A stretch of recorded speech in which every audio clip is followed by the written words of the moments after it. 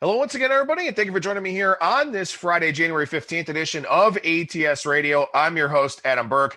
Happy to be joined by the one and only Dave Sharapan on today's show, formerly on the other side of the counter with CG Technology and a lot of other places. And now he's on this side of the counter doing a lot of media stuff, a lot of sharing of his insight and analysis, and he'll do that here on today's show with us. Over at ats.io, lots of insight and analysis for you to check out. We got previews of all 4 divisional round games in the NFL playoffs, covering daily college basketball, NHL, and NBA to go along with golf, UFC. Whenever NASCAR comes back around, we'll be doing that. Lots of great content over at ats.io for you to check out. We got sportsbook reviews. We got updates on the top sportsbook promotions from around the industry. Some good ones this week from PointsBet, BetMGM, and DraftKings. I encourage you to head over to ats.io, look under that sportsbook promotion section, and see what those top offers are here for this week. And I also want you to download the ATS app, which you can find in the Google Play Store or in the Apple Store. Search Against the Spread, probably the easiest way to find that. But you can go to ats.io, go to the ATS app page on your mobile device, and then you'll get direct links to the Play Store, the Google Play Store, or the Apple Store to download that app. It's a bet tracker, it's an odds screen, a stats database in there, lots of helpful handicapping tips and tools to make you a better. So make sure you download that ATS app today. With that, we bring on today's guest, and that is the one and only Mr. Dave Sharapan at Sportsbook on Twitter. Dave, how's it going today, man? Good morning, brother. It's going good. It's I'm up before sunrise in the desert, which is cool. But I'm good, man. Your Browns are still playing, so I'm excited for both of us. No, I appreciate that. I'm very excited the Browns are playing. It still hasn't set in that, it's the divisional round of the playoffs and the Browns are actually listed on the odds board. Like, they're not listed in draft props right now. They're listed for a playoff game. So, I mean, that's quite a development for them. And speaking of being up before sunrise out there, I'll tell you what, man, I go to Vegas at least probably 3 times a year, hoping for my first trip of the year here sometime soon. My favorite time of day out there, as crazy as this sounds, is walking around at 7 a.m. when nobody's out, the sun's just kind of coming up. Usually I go in the heart of the summer. I love that time of the day out there, man. It's also one of my favorite times of the day. When I was visiting here, it was the best because you were seeing people wrap up their night. You got to see people starting their day. You got to see so much at sunrise in Vegas, especially down on the Strip. Some good, some bad, but it was one of the best shows without buying a ticket anywhere you could possibly go because it was interesting. Let's put it that way.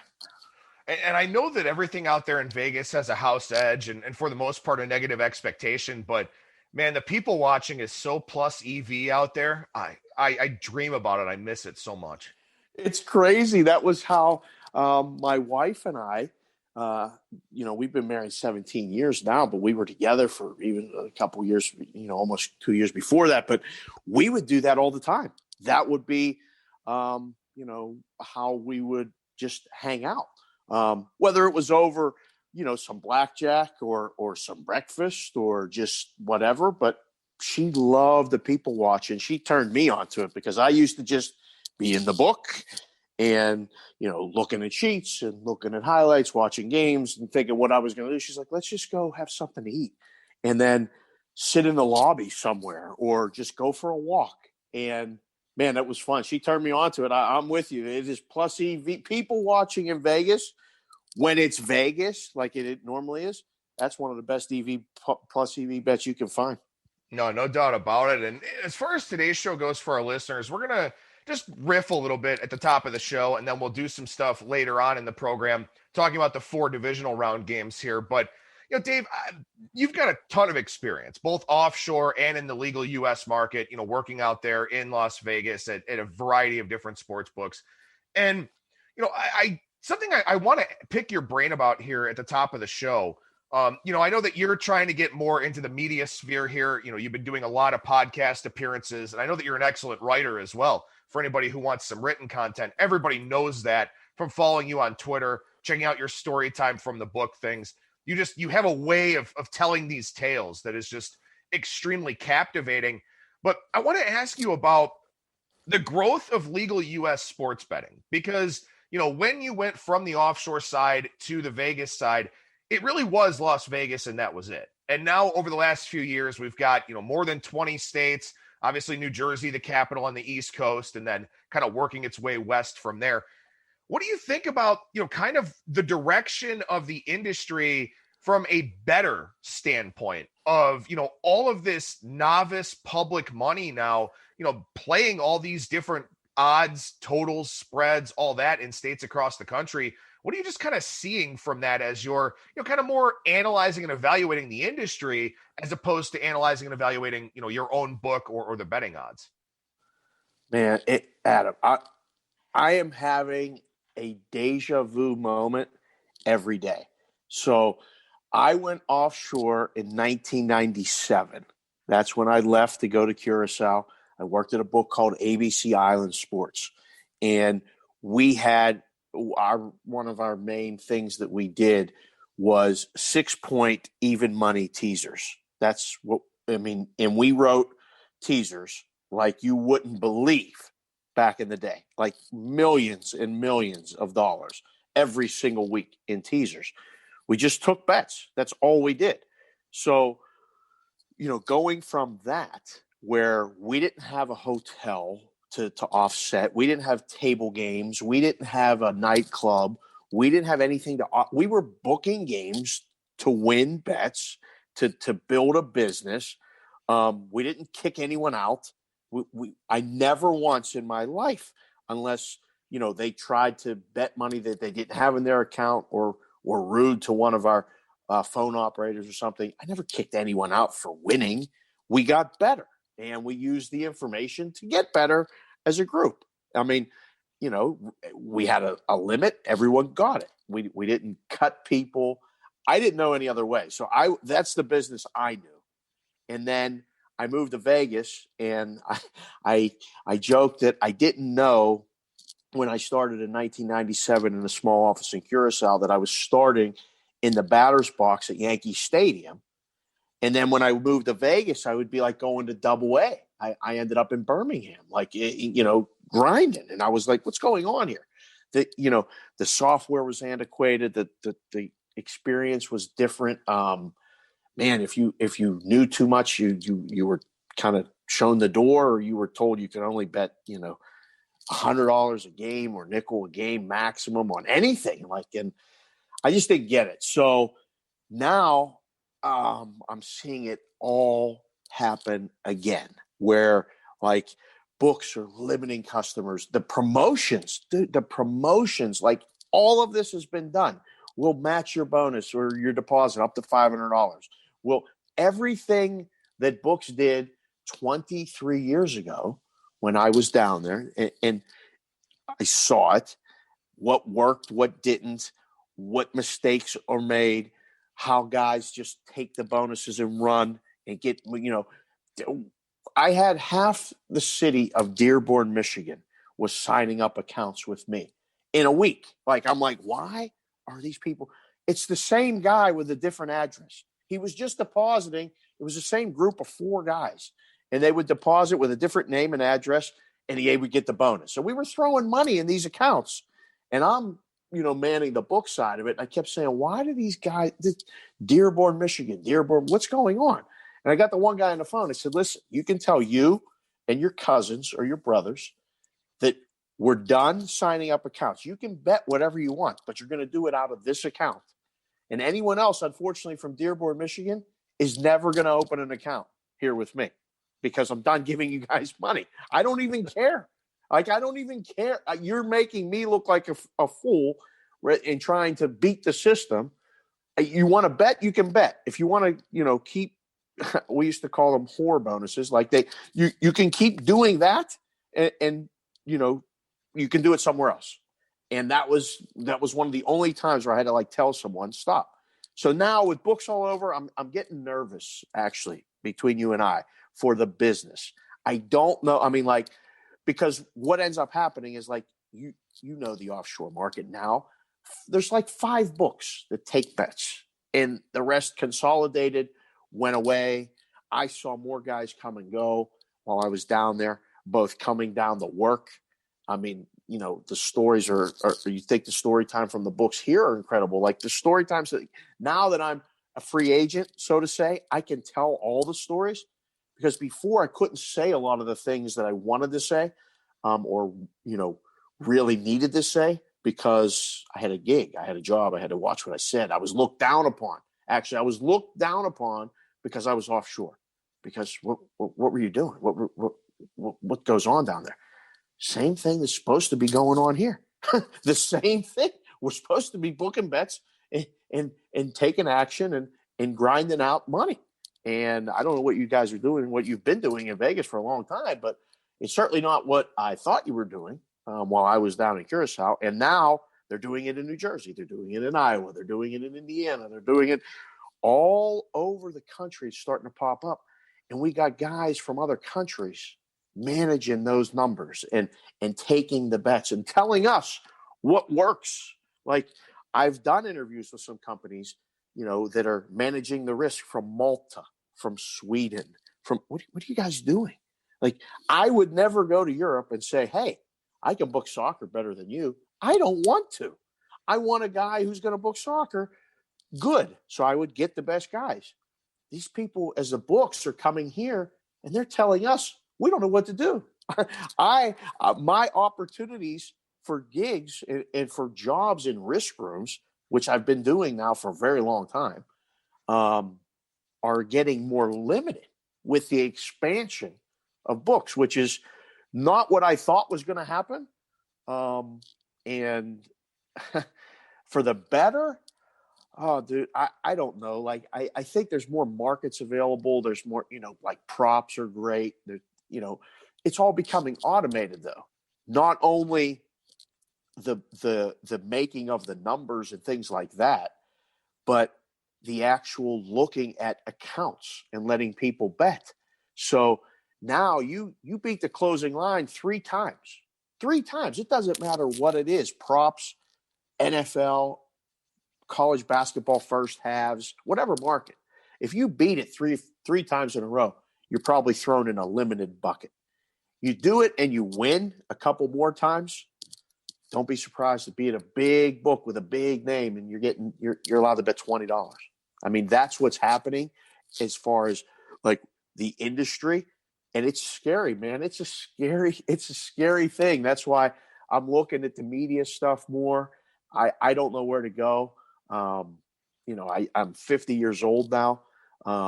And as an odds maker or somebody that learned the business, if, you know, from the ground up and quote unquote booked bets out of their pocket, wasn't literally my cash, but it might as well have been.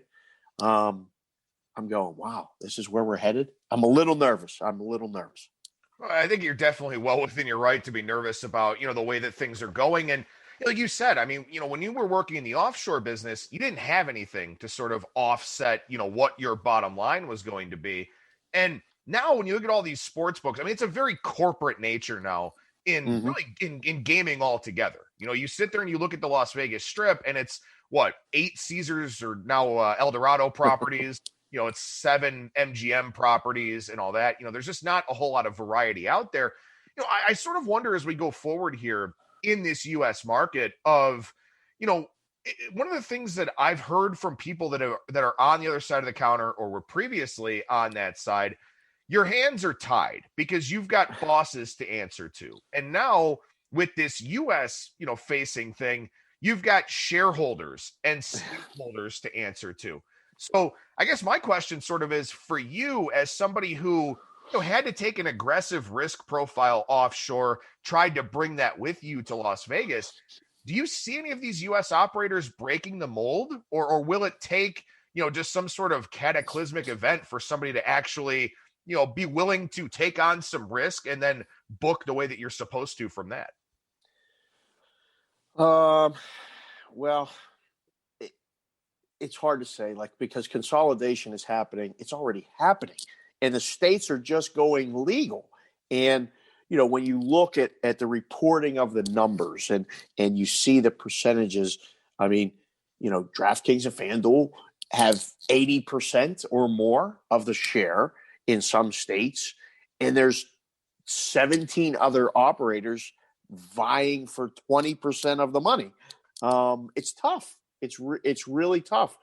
Will anyone separate themselves from the mold? I was with CG Technology. We got bought out by William Hill. So William Hill now has our books in Vegas. There's BetMGM. There's William Hill, and there's Boyd is around. There's stations is obviously here. The Westgate is doing their thing. I mean, they're a standalone book. Like, so they have to watch the bottom line. They have shareholders and everybody to answer to as well. They're keeping that hotel going, like what they're doing. South Point and Rampart, they're an independent book as well. They kind of can cater to, you have more flexibility. Cirque is the one for me in Vegas that is going to challenge everything, because that's what Derek Stevens does. Like, the guy is great. I've had him on my podcast. I've had him on, I've talked to him. I know him personally. He does his thing. Now, what you find out doing that, when you're the only one doing it, you have to have that iron cast stomach at him. You have to be able to, like, go, whew, we got a big decision and we're on the wrong side. Like, we're going to lose. Like, this is going to happen. It's, this isn't a machine that you fix the percentage. This isn't the table games or a dice table where you have that advantage. Like, it's built in.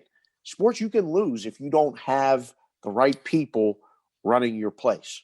If you have a lot of sharps sharps. There we go again with that term. That's my bad. I used it. So we have guys betting that are going to beat you, with their technology's better, their opinions better. That can happen.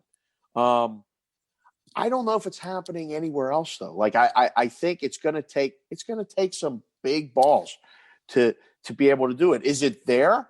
Absolutely. It's there to be had if anyone wants to do it. I listened to a lot of old timers tell me about what it was like in Vegas years ago when there were just standalone books. Like, there's a 7-Eleven, they were all named after tracks. Churchill Downs was one of them. I forget what the other ones were off the top of my head, but they were around. And these guys, they went broke too. Like, they eventually went broke because they didn't have the bankroll to outlast the other guy. I mean, this is a volume game and it's a long-term game. You have to be able to take the swings back and forth. And if somebody's going to, beat you up or hit, a couple big plays, you got to be able to withstand it and keep them playing. I say it all the time. When I've been in books, I've taken big bets when, the guy comes in and he's playing 100,000 a game. Well, okay, let's take his bets. We do. And then he bets 3 games. He wins 2 and loses 1. Well, he's a winner. Well, next time he comes, you're only going to take 20,000. Well, why not? What do you mean? Let him bet. He's got the money now. Let him bet the same. You don't cut him.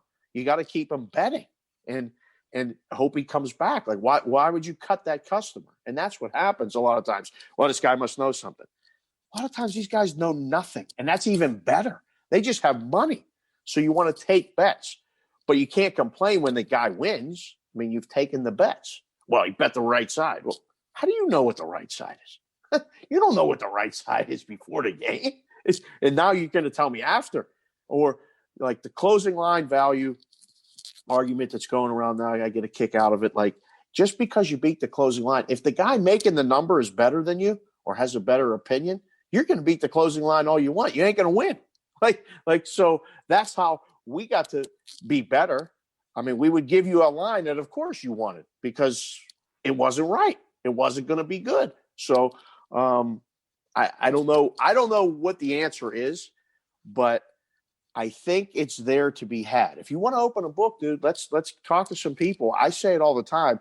I would love to have an independent book when things turn around in Vegas that's going to cater to everyone. We're going to take sharp action. We're going to take big action. We're going to take square action. The rhombuses can play with us. All the different shapes and sizes, you can come and play at our book. We'll guarantee you're able to play a dime on anything you want, or except like, golf markets or obscure stuff, you can get a nickel. That's it. And you can bet it again, but don't come in and try to give me beards. And I already know all the games you need to play. And when I was at the counter, I was the wise guy's friend as much as their foe. It doesn't have to be such an adversarial relationship. We need to work together, because without me, you don't have a place to bet. And without you, I don't think I know what the right side is. I'm the first one to say it. We need each other, but don't try to rob me, and play fair, and you'll get the most preferential treatment that you can get, because most places are looking to kick you out, when if it was my place, I want them all. I'll let you play against each other and just take the stuff in the middle. That's good with me. Like, I don't have to win every bet either. You guys can just bet it against each other, and I'll book it. That's the way I learned the business. There was other side. So, yeah, man, it's a long-winded answer to a question that I still think it's going to be there. I just don't know who's going to have the balls to do it.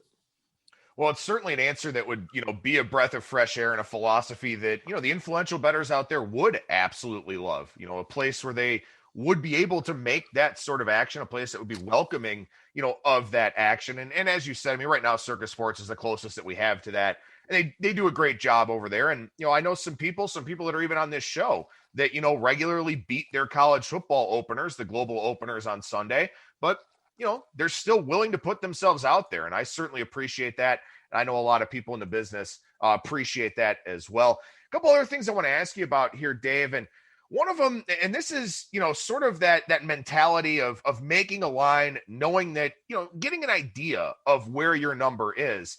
I remember hearing you on another show, or maybe something that, you and I talked about in the past, of, a lot of times when you were setting numbers and booking games, you kind of wanted to put yourself in a position where the first bet would be on the underdog. I remember you talking about that. Maybe I'm paraphrasing incorrectly, but sort of walk us through, what that thought process is when it comes to, risk management and booking of games.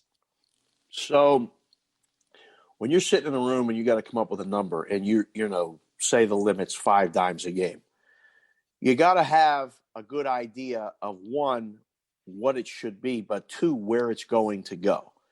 So just to, for an example, we got Rams Packers this week.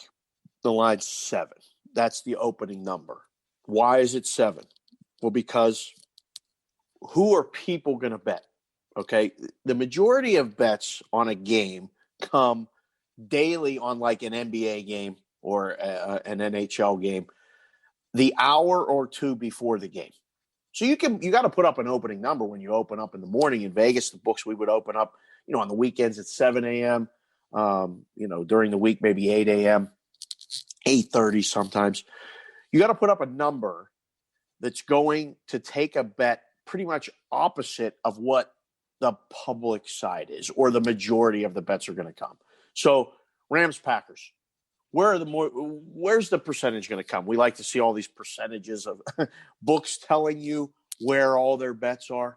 Like, for your listeners, be careful when you look at a lot of those numbers, because a lot of those numbers are made up. I don't know where they're getting those numbers. And, when you see 89% of the bets are on this game, but 76% of the money's on this side, like, I don't know who's giving you those numbers, but just be wary of them, because they're not always accurate, and sometimes they're just literally made up. But answering your question, again, I got to stay on track. So 7. I need to know where that first bet is going to come. And if I put 7.5, I know the first bet's coming on the Rams. If I put 6.5, I know the first bet is coming on the Packers. So I put 7, and I let whomever I have available in my book tell me where the number should go. And I want to take the first bet A lot of times for me, if I have a whole arsenal of guys that are going to fire, that I respect their money as well as their plays, I want to take a bet on the dog so I know where my point is of entry. I can go to that number and get a bet anytime. So if these guys are going to take 7, I'm going to go to 6.5, and then take more bets on that side. A lot of times I want to take a bet on the favorite. I'll open it a little bit lower and see, because if they don't play it, now I know I've got the number. Okay. Or at least I think I do.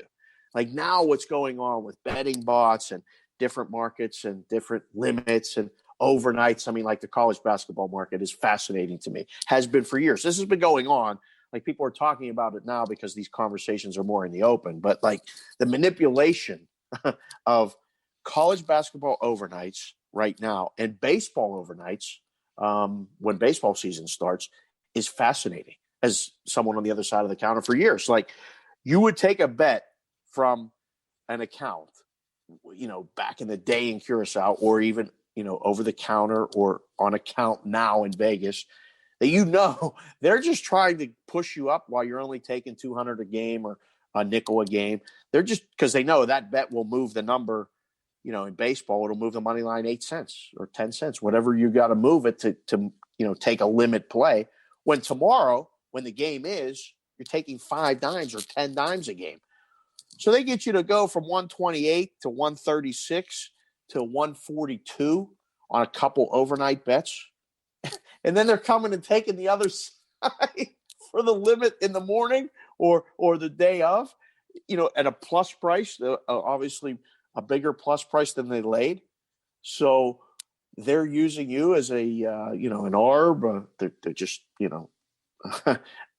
scalping money. They don't even care who wins. They're just making money. When you lay 128 and you lay 136 and you can end up taking 140, who cares who wins? You've made money. So that's what goes on a lot of times. So making the numbers, you have to have all these things. It's not the number you make, it's the move, the next bet. Where are you going from here? That's even more important than the first number. That's why I love what Circa does now, because I know the boys down there personally, and I love they're willing to put up a game at -8 and let the bettors tell them, guys, you're dead wrong. That line should be 14.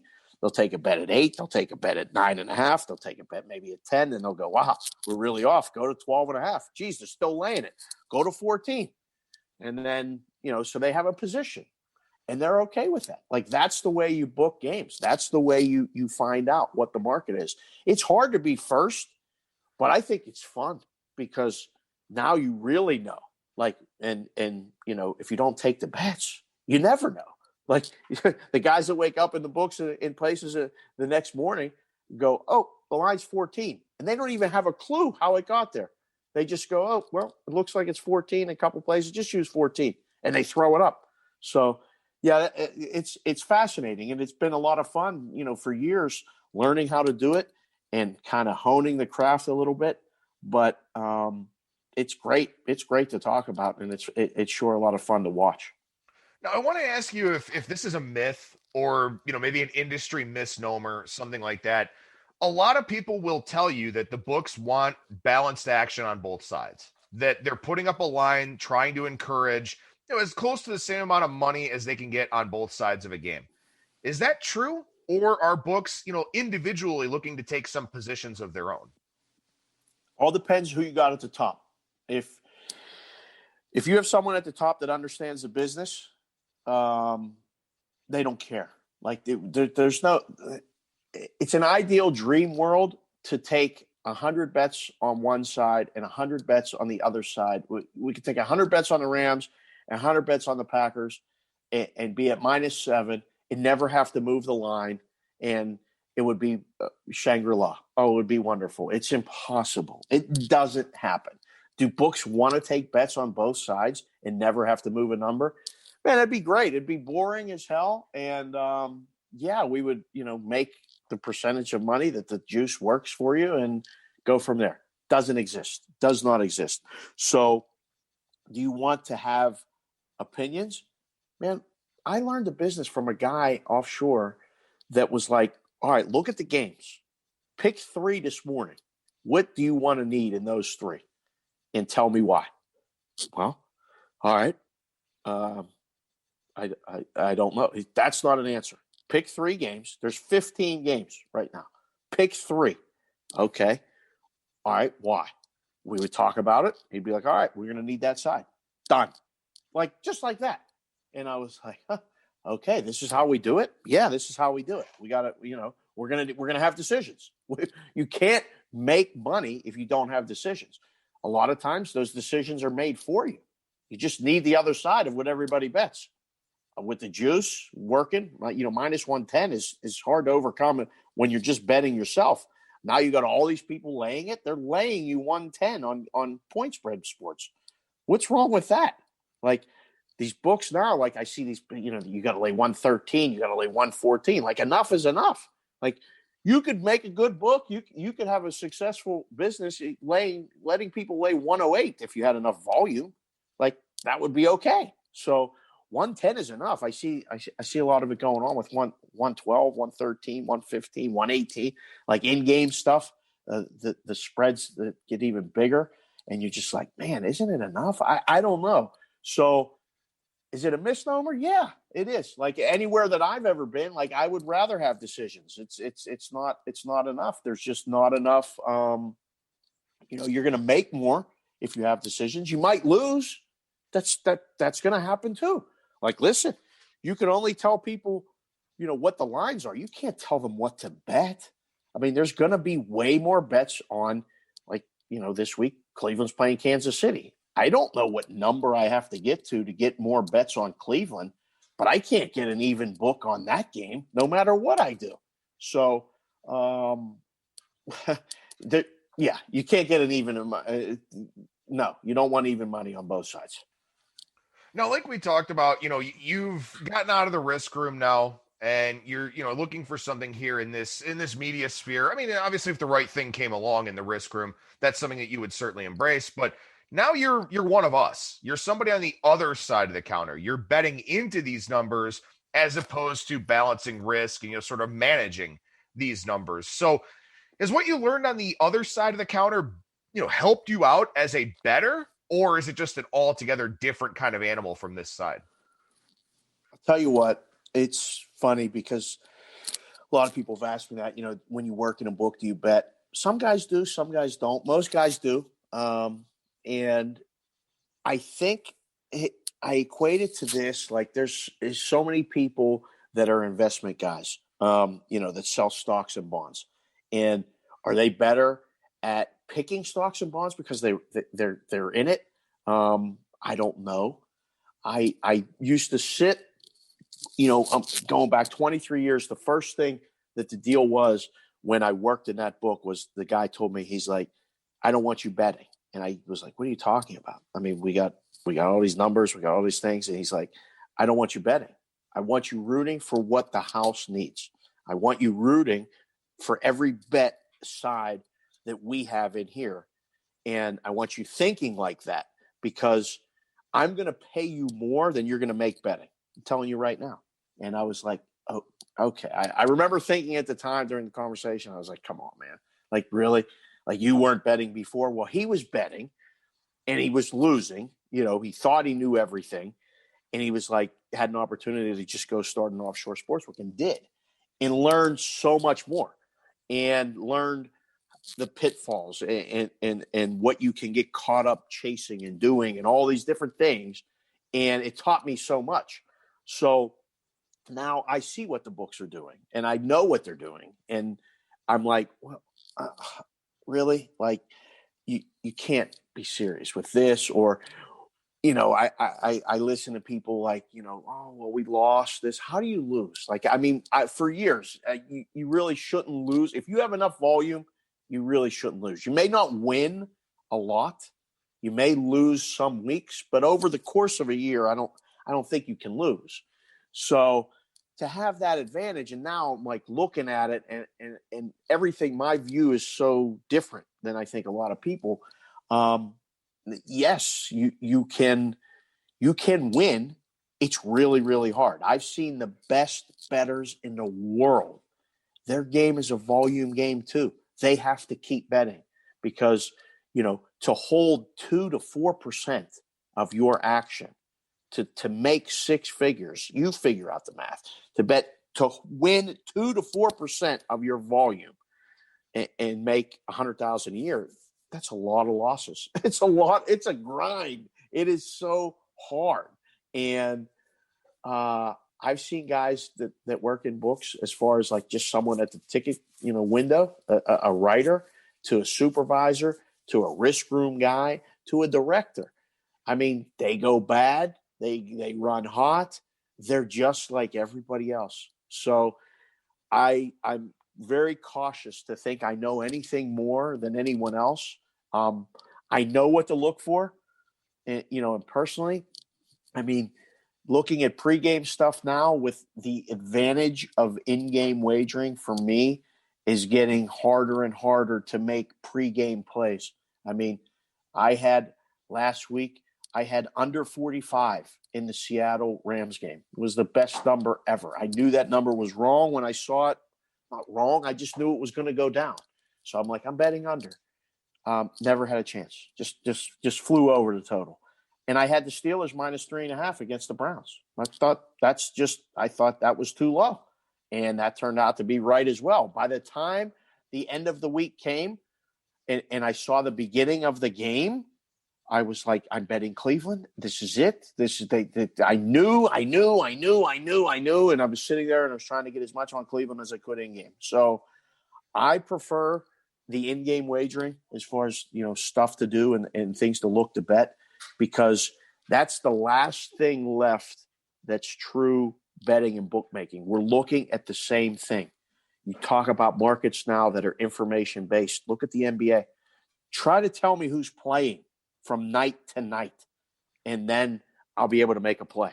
At least if I'm watching the game, you may have a faster feed than me, and the lines reflect that.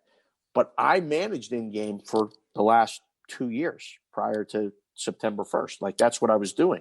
So I loved it. I turned down the delay to nothing. Like, fire away, bet, because I'm watching it and you're watching it, and we're betting it and booking it right now. It was fun. I loved it. So that's where I look to bet anymore, more often than not. That and like futures and matchups and things like that, it's just more fun for me that way. The daily grind, I just know how hard it is. And if you're not specializing in something, you can get caught up in everything and really spread yourself way too thin. So like I tell people all the time, look at the college basketball board on a Saturday. There's 120 games. We used to dread January's Saturdays in the book. Like, you'd have to divide the college basketball board in a risk room by like 8 guys because of shifts, when they started, when half times went. Everybody was involved, even the guys that never watched college basketball. Listen, man, you got to take 20 of these games on a board today. So you got these ones, and you didn't have to watch games. You didn't have to know anything. You just had to know the numbers. So that's all I do now. I just look at the numbers. I don't watch as much games. I love hockey, so I watch hockey. I obviously love football. I watch football. I'm a baseball junkie from the time I was a little kid and started playing. So I watch games, baseball. In NBA, I'm trying to watch more because I was booking it for the last few years. I'm much more into it and know a lot more about it. But man, like betting it, you got to really specialize. Like if you're going to bet college basketball, you got to find sites like yours. You got to find there's so much resources out there. You got to find them and get to them to help you like narrow your focus. And I mean, let's just be honest. Some people want someone to blame, Adam. They want someone to blame is when the bet loses. Like I used to say that all the time. They would come to the counter and ask me who I liked. I would tell them. And the guy would look at me and go, "You don't know anything. I'm betting the other side." Perfect. Well, okay. When it won, they'd come back and be like, "Man, I should have listened to you. Who do you like now?" I don't know. I don't have an opinion. That's what I would do because I told you and I was genuine and you bet the other side, which is fine. But when it lost, when I gave you the wrong side or the losing side, you'd come back and go, "I told you." Yep. you were right. Well, who do you like next week? Well, I don't know. And I would tell them a lot of times, I would tell them who I didn't like. So if it won, they could, stop asking me. But if it lost, then they would keep asking me. And I would like, oh, here we go. So I would do anything to get them to stop asking, which is probably not the best course of action, but it was the only way to get them to stop. One last thing I want to ask you about here, and then we'll take a look at these NFL playoff games for this weekend. On Wednesday's show, I had Kiev O'Neill from the Odds Breakers, who is a longtime listener of the show, wound up doing his own thing, made his own website, creates his own content, does his own podcast, all of that. And one of the reasons, first and foremost, Kiev's a very smart guy, but one of the reasons I brought him on is because I get that question a lot from listeners. How do I get started in the business? So I brought on somebody who has gotten a start, who was a listener to my show. And so I'm going to ask you the same question here, Dave. I get a lot of people that ask me, how do I get a start in this business, on the book end? How do I get a job in the industry? What should I do? What should I be looking for? And it is easier now because you don't have to move to Las Vegas to get a job working in the book. You can actually get one, in a variety of different states now. But for people that may want to choose that career path of working in a book, what would your advice be for them, Dave? I had a listener. It's a very similar situation. His name is Alex Franz. He was listening to our podcast, and he reached out DMs, and I'm as open and as transparent as could be, and I love talking to people. So if you DM me, I answer you. And we started talking, and we exchanged phone numbers. And he's an accountant, and he's in Baltimore, Maryland, and he's in his late 20s, and he just decided, look, I want to be involved in this. What do I do? And I told him pretty simple, listen, if you come to Vegas, I'll help you in any way I possibly can. Where I started was writing tickets in Vegas. I got lucky when I went offshore because I was around a lot of guys who were bookies and who were bettors, and just, these were real life wise guys. These weren't guys that beat the closing number. These were guys that were doing who knows what, but I was around them all the time. I kind of grew up in that Collagito Bronx Tale environment. And I just listened, and I had an opportunity, and I went. For someone now, there's books looking for help all the time. You have to love the business. You don't just love sports. You got to love the business of, what goes into games, what goes into lines, what bets are available. For a lot of people that I've worked with, and I trained, I'm talking over 500 people, probably at least in my time in the books here.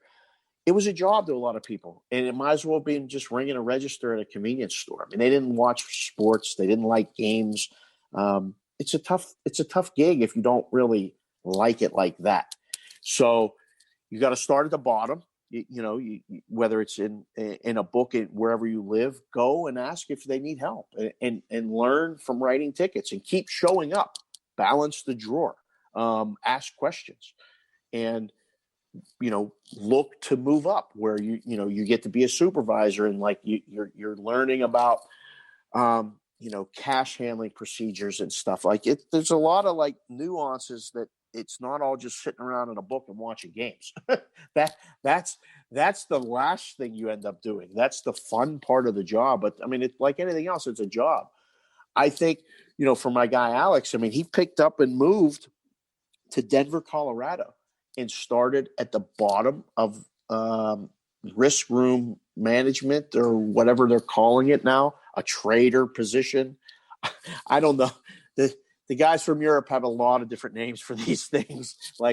For us in Vegas for a long time, it was just called an odds maker, where you had ratings, you had numbers, you had opinions, you put them up and you take bets. Now, you got to kind of be a lot of I don't know if I could pass the test now for a lot of these books that want to hire me as an odds maker. I've taken billions of dollars in bets, but can I pass all these Excel spreadsheet tests and all these different things? I don't know. I'm trainable. I could learn it, but a lot of young kids are very, very sharp as far as the technology. Like, be open to technology. Like when they brought the new systems to us, I love learning about that. I wasn't like, oh, we can't use that because we've always used this. No, show me this stuff, because I saw the stuff that offshores were using 23 years ago. It was slick as could be.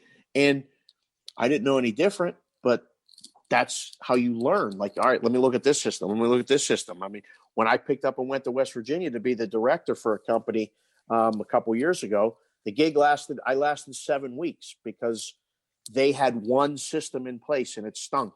And I kept trying to tell them, listen, this isn't going to work. This isn't going to work. Well, before the book opened at the Wheeling Island Casino, I was going to be the director. I never made it to opening because I kept disagreeing and saying this isn't going to work.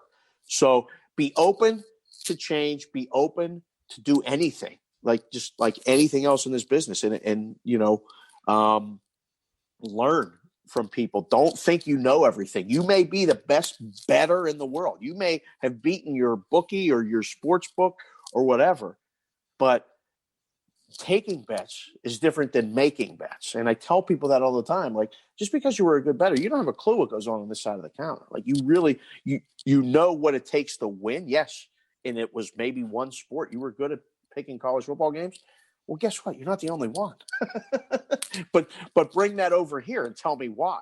Because if, as a book, you can help them maybe get better, there's going to be a place for you.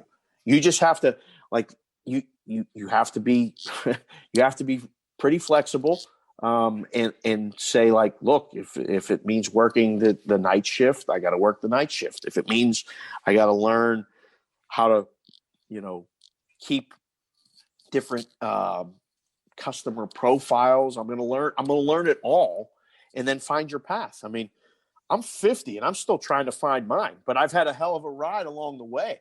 So embrace it, but be prepared for anything. That would be I tell people that all the time. Like, listen, I don't know where this is. It's changing on the fly right now. I'll use a hockey term right there for us, me and you. It is changing on the fly. So what may work today won't work in a year. Be ready to move and adjust, and do a line shift and do something else. So just hang around. That's the other thing. Keep hanging around. I've been able to do it now for over 2 decades. It's been a blast, and I don't know where the next move is going to be, but I don't want to do anything else. I don't know if I can. That's the thing. So yeah, love it, learn it, and be open to whatever comes your way. We got about 10 minutes left here on the show. You got some dad duties here today that you need to tend to. So let's go through these playoff games here for the divisional round in a little bit of a rapid fire fashion, I guess. Beginning with a game you've already referenced here, Rams and Packers, and seeing this one kind of split across the market between 6.5 and 7 on the side, with Green Bay a home favorite. Totals 45.5 pretty much across the board. What are your thoughts on this game, Dave? When I look at the games like this, I mean, we've got it down to 8 teams, right? Like, these are really, really good teams. They've all earned their spot. I really think the Rams have maybe the best defense in football that's left. How are they going to score, dude? That's where I'm at with this. I don't know how they're going to score. If Goff can't play 100%, yikes. How are they going to score? So I want to look to take the Rams. I really do. Can I? I don't know. And the Packers are the first game of the day. You got to book the games in order they come. The Packers are going to be on every teaser. They're going to be on every money line bet. I think if I got to pick one thing specifically for this game, it's the under. I think it's a lower scoring game than anyone thinks. I think 45.5. I would play under most in the game. Sidewise, I don't know. If forced to, I think I would lay it before I would take it. Well, and that's a game too. I've seen you talking on Twitter, and we'll talk about your Twitter account here at the tail end of the show, but I've also seen you talking about the Rams team total and kind of wondering how they go over that. And that's important because, as you said, you've kind of found out, being, one of us on this side, that, betting and beating full game side and total is a very hard thing to do. Those derivative markets, or the, live markets, as you've talked about already, those create a lot more opportunity for us. And it sounds like, maybe that's something you're looking to attack in this game. Yeah, that's for sure. I like to, like what I did on the national championship game was I kept saying all lead up to it, I like the over. I like the over. Who's going to stop who? And you watch the first half and you're like, wow, doesn't look like Ohio State's going to stop Bama at all, right? You watch the number. It got to 90.5. And I was like, man, that's just too high. And I started betting under. So I had over 74.5, I believe. And then I started betting under 90.5. Then I bet under 87.5. And then I bet under, I think, 84.5. And just kind of said, all right, I got a nice little middle here. I think we're going to be okay. And it turned out I hit it. So that's what I'm looking to do now. Like, I feel like during the season you have, more advantages, more opportunities to make pregame wagers. But like this one here is tough. So I definitely would look in-game more than pregame for this one. Ravens and Bills, the late game here on Saturday night. Buffalo 2.5 with extra juice in that favorite role. Anywhere really in the global markets from -114 to -120. Mostly the same things in the legal U.S. market as well. Total has inched down a little bit here on this one now, Dave. 49.5, the predominant number, but there are 49s out there. I will say the under money surprises me a little bit here in this game. Me too. Both these teams are great. I mean, you can make a case. Either one of them could be the team to go to Kansas City and win. So as a fan, I can't wait to watch this game. As a bettor, I don't know what the right side of this is because, I thought the number would come less than 3. And when I saw 3, I thought, all right, they're going to take that. They did. Then it went down to 2 in a lot of places, and they took that. So you have opposing factions on both sides of this game. I don't know what the right side of this game is. I really, really don't. I'm surprised at the total too. Like I thought, I don't know. Both teams can score. Both teams are going to be able to, I think, impose their will a little bit on the other team, whether it's Buffalo through the air, and the Ravens are going to be able to run the ball. I mean, everyone runs the ball against Buffalo. So you would expect this game to take on that shootout type of effect. I love all the stories about, it's going to be cold, and none of that matters. They play in the cold. They practice in the cold. Both these teams are cold weather places. So unless it's snowing sideways or raining buckets, and there's wind is the most important factor in all of it. None of that matters. So yeah, I'm surprised too, dude. I don't know. I don't know which to do anything. I'm going to sit, but sometimes the best bets you make are the ones you don't. And for me, this one, I don't know what I will do until the game starts, and I would look to maybe play something live.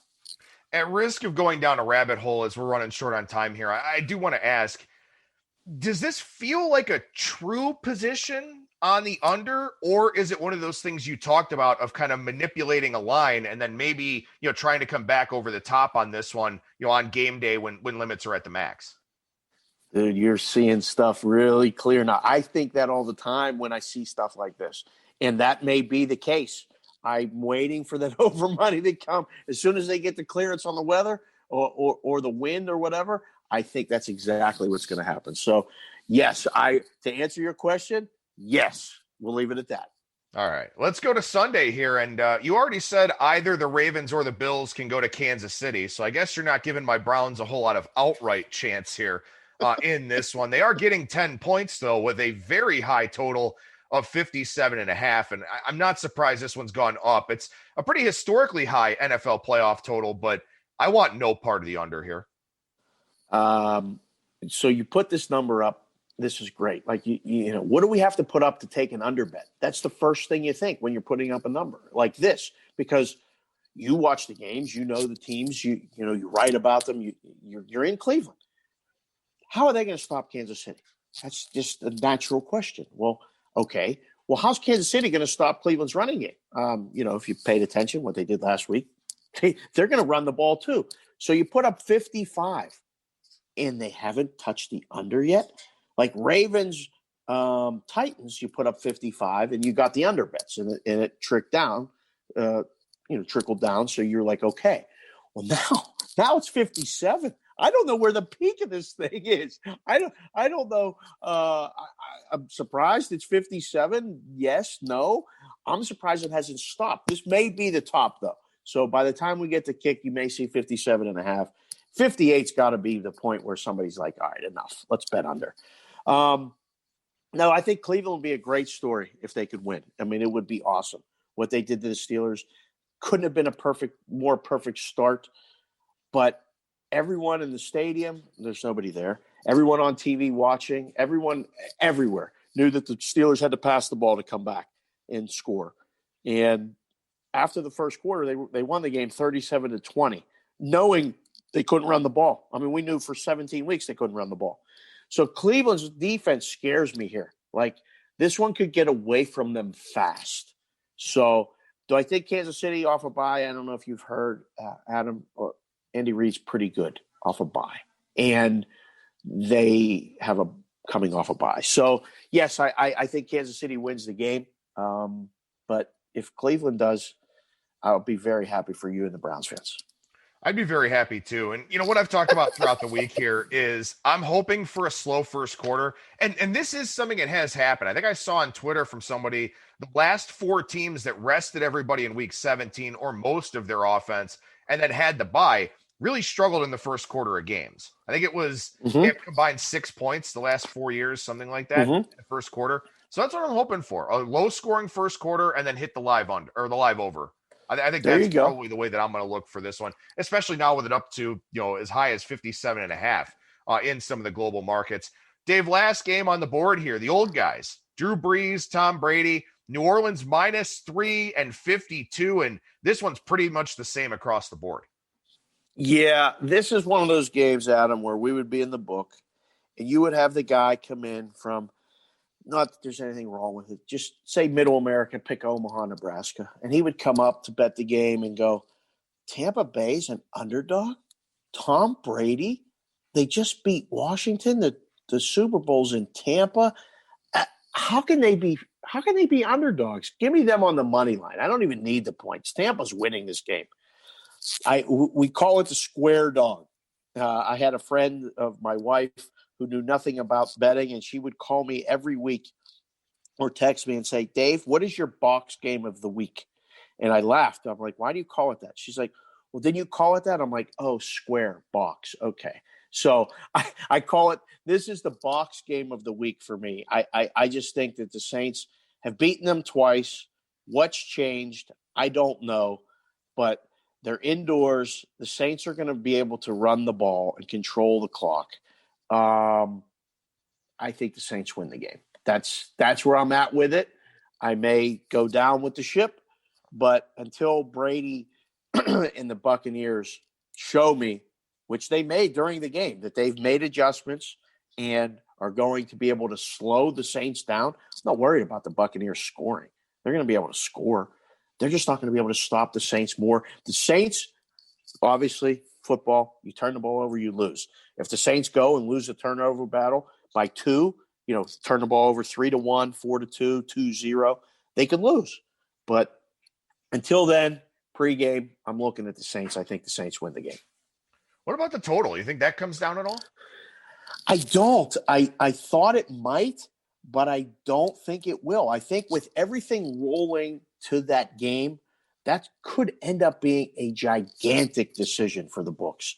So at that point, you're kind of drawing dead, to use another gambling analogy, where you're just like trying to lessen the blow that's coming. You just know it's coming. You grade all the games and all the parlays, teasers, and everything rolls to it. So you can't move it down, or you can't move it up and take a bet. You need some under money. So yes, it might move up for that, but I don't think anyone's looking to play this game under. I really don't. I think they're looking to play it over. Will it go under? You sure could. But I don't think anyone between now and then, I don't think anyone's looking to play it under. Dave Sharapan is an outstanding voice here in this sports betting industry. And look, I mean, I've been hosting this show for 7.5 years now. I've been in this business for a long period of time. And Dave, every time I talk to you, it's an education for me. So thank you for that. And thank you for joining the show here. Really, really appreciate your time and your analysis and insight here on today's program. Where can people find you, man? And what about your podcast? So you can find me on Twitter. I call myself the Sportsbook Consigliere because I grew up as the son of a dad who was the consigliere for a lot of people. And I just love saying the word, even though I don't always say it right. So it's at SportsBK Consig, short. I can't be anything Vegas and I can't be anything Dave because that guy Vegas Dave ruined it for all of us. I mean, he really screwed all of us named Dave that live in Vegas. So that guy, so I can't go that route yet. I do a podcast called GT's Cash Considerations, where I try to do this. I bring on somebody. You did the show last week. We got a great response from it, where, you come on, you do an interview asking about the background and where you're headed, where you were, where you're going. And then we talk about the lines from, an odds maker standpoint. I did the show with a couple guys named Alan and Mo who worked in risk rooms. They are currently working for Win Interactive. But you can follow the show at GT Cash Consider, where, I have another co-host now. His name's Carl. He lives in New Hampshire. He was a guy who found us through, he said, how do I get started in this business? I said, DM me. We started talking. I said, hey, you're on the show. And that's how he started. That was literally like 3 months ago when I was looking for help after Alan and Mo had to go the route of just being in a risk room. So there's possibilities all over. But, yeah, that's where you can find me. That's where you can find the podcast. I mean, we had Matthew Barnaby on this week. So if you're a hockey guy or you're a sports fan, you go listen to that interview. You learn something. I think we can all learn something every day, Adam. I mean, and this business provides us learning opportunities on a daily basis. Whether you win or you lose, you have great conversations and you have great discussions and maybe a little bit of fun along the way. So that's what I'm all about. I really appreciate the time. I really appreciate you giving me an opportunity to be on the show. And I highly recommend that other people, continue to follow you. And I told you on our show when we did it last week, I'll tell you again, I can't wait to hang out. I think we're going to have to tell the wives if they're around, if you bring, I'm like, listen, I need probably a whole day just to hang out. So just write me out. If we're here for 3, I need 1 day to just kind of hang out with Dave. We're going to have a couple meals. We're going to just BS. So pencil me in that time, brother, because when you come out to Vegas, we're going to hang out. Absolutely, man. Speaking of great conversations and some fun along the way, it was both here today on the show. So, Dave, thank you so much for that, man. I appreciate it, and hopefully we'll talk to you again soon. You got it. Talk to you later, Adam. There you go. There's Dave Sharapan, once again, at SportsBK Consig on Twitter, and make sure you check out the Gaming Today Cash Considerations podcast as well. Coming up on our Monday edition of ATS Radio, we'll chat with professional bettor and handicapper Kyle Hunter. We'll talk about the conference championship games in the NFL, but focus most of our energies on the college basketball side. That'll do it for me. Thank you so much for listening, everybody. Have a happy, healthy, smart, safe weekend, and I will talk to you again on Monday.